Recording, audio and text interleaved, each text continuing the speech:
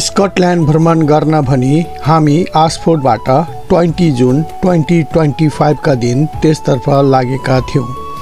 हाम्रो रातको बसाई ट्राभल लजमा हुने गरी पहिला नै बुकिङ गरिसकेका थियौं। स्कटल्यान्डको विभिन्न स्थानहरूमा भएका ट्राभल लजहरूमा बस्ने क्रममा पहिलो दिन भने डमफ्राइज भन्ने स्थानमा बास बस्यौं। यसपटक इन्डियन रेस्टुरेन्टमा डिनर खाए र त्यस स्थानको वरिपरि घुमेर त्यस दिनको समय बिताएका थियौं।